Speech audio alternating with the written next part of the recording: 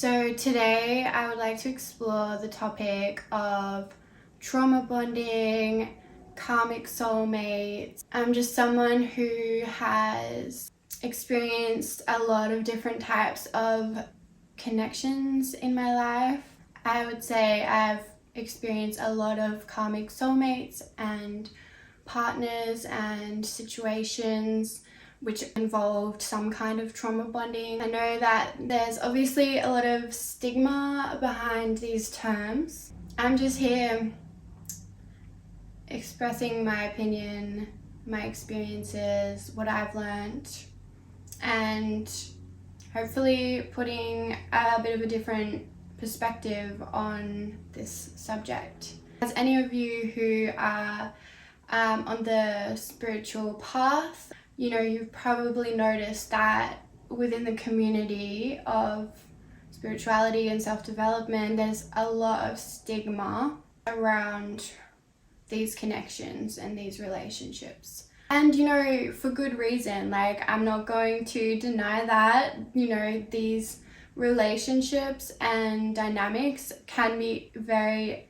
toxic and very intense things to go through and experience, and it can be so easy to label the other person as a bad person or someone that's really hurt us, and that's all fair enough. Our feelings are valid in that sense, but I've just noticed that no one is talking about how important these connections are and how important it is for us to see these connections as an experience where we have the opportunity to really grow and heal ourselves and notice the patterns that are coming up and how we can use these connections to transmute that old energy and these old patterns. And we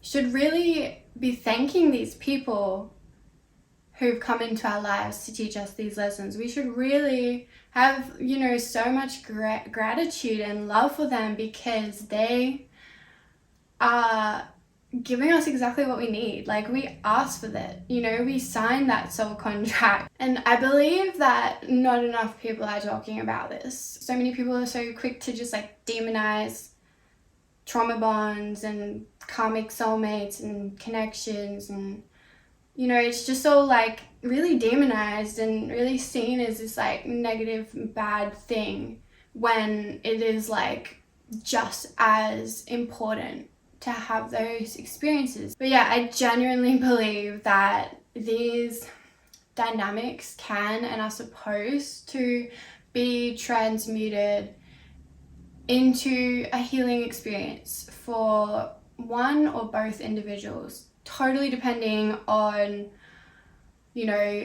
whether both individuals are willing to use the connection and the experience as a tool for growth and learning. It may only be one person in the connection that has the level of consciousness to recognize it for what it is and use it as a tool. There are definitely also times where both parties can have enough conscious awareness for it to be a healing experience for both parties. I've experienced that multiple times, and it's pretty fucking beautiful.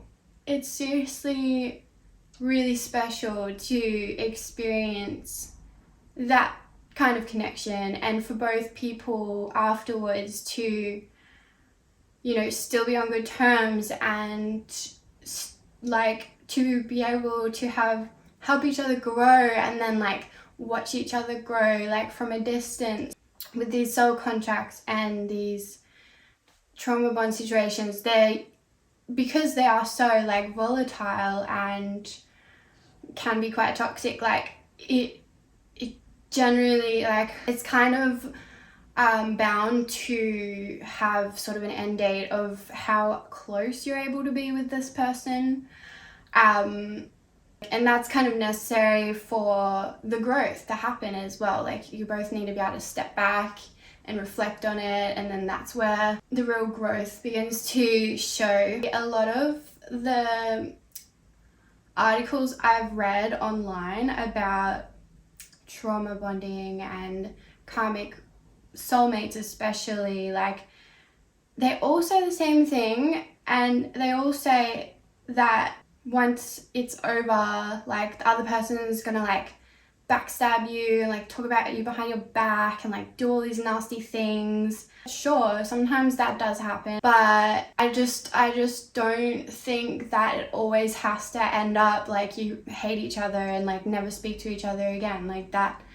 to me is not loving and is very fear-based. I mean, obviously, like, you have to do what's right for you. Like, sometimes I believe it would definitely be for the best to cut, you know, a certain person off and never speak to them again.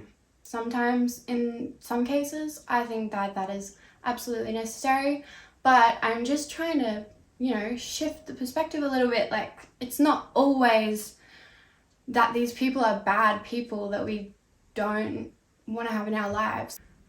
I just find it interesting how the spiritual community has a habit of dismissing and running away from anything which is toxic or negative. And they seem to forget that we literally attract the experiences that we need for our soul's growth. These people are coming into your life because you asked them to. These people are coming into your life because they're reflecting a part of you that you need to recognize so that you can grow.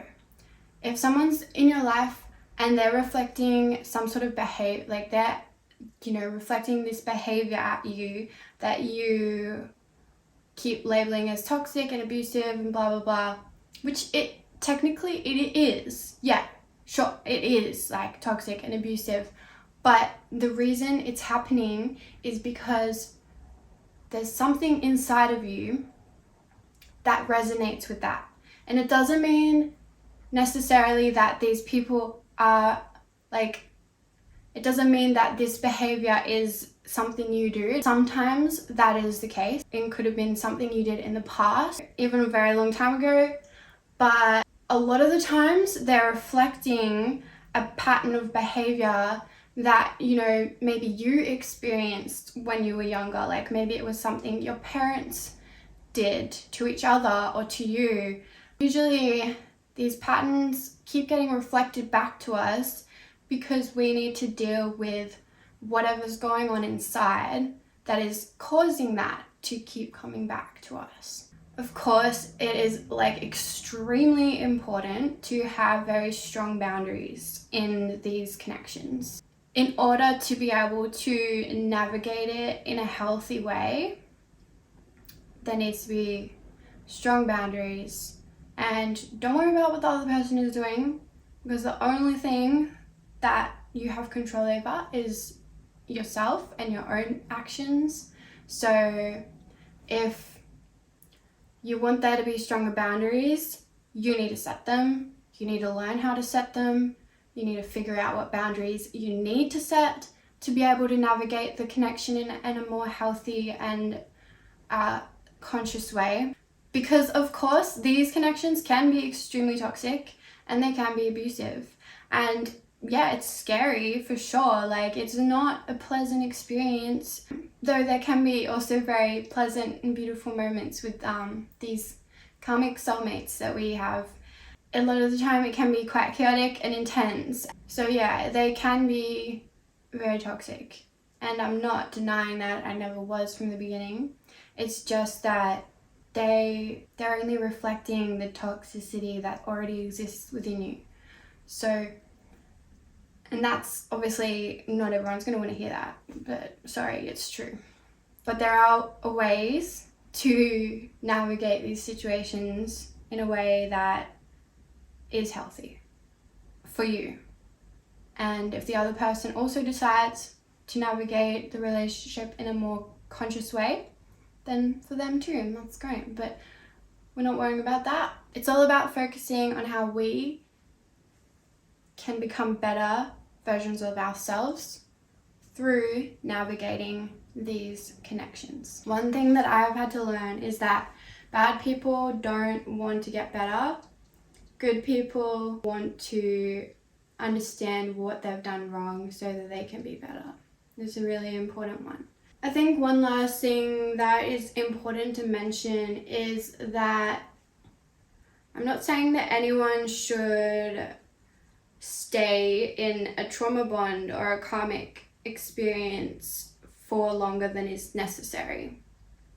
I'm not saying that people should continue to be addicted to the toxic cycles. Absolutely not. What I'm trying to say is that there is a more conscious and self-aware way to navigate these situations that can transmute it into being a healthy connection. So it was about 2 years ago when I started contemplating this theory, this concept. But it was about a year ago that I started really putting it to practice. I had a karmic soulmate come into my life, and they actually lived with me for 2 of those months because they really needed somewhere to live. Otherwise they would maybe been on the streets or in hospital. And I had the energy and the space to hold for that, so I did. Of course it got intense and chaotic at times, but I had reached a point, I guess, of my own secureness within myself that I was able to hold the space and be really strong within myself when conflict arose. I was able to be really present and really grounded and not reactive, and I was moving through it with so much awareness and conscious presence of what was going on. I wasn't getting caught up in the story of what was going on or reacting to what they were doing. I was seeing it as a reflection, and they were reflecting behavior that I had kind of displayed in past relationships. And yeah, I'm not afraid to admit that I experienced some pretty intense, deep trauma from a very, very, very young age.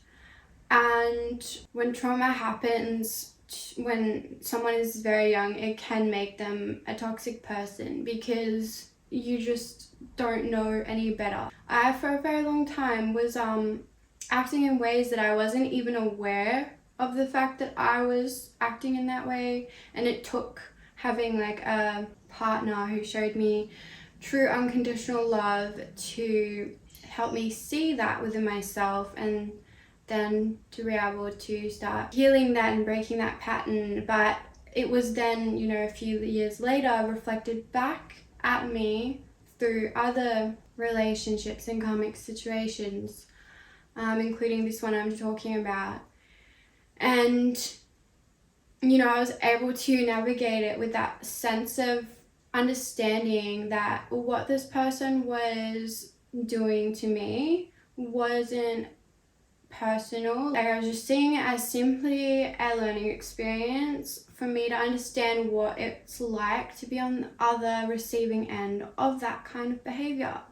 And let me tell you, it was scary as fuck at times, but I was like, hey, I need to hold space for myself. When I say holding space for this other person, I do not mean just being okay and being really nice. Absolutely not. I had to be very assertive and set very strong boundaries with them. And yeah, I got to a point where I had to be look, you can't live here anymore.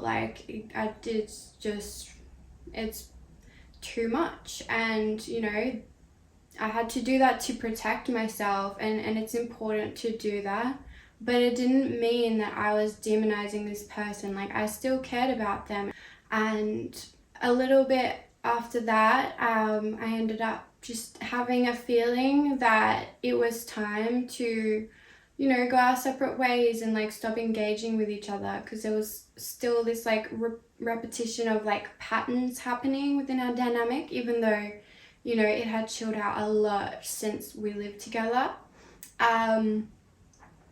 And yeah, so it got to the point where I was like, okay, like I think that we need to just focus on ourselves.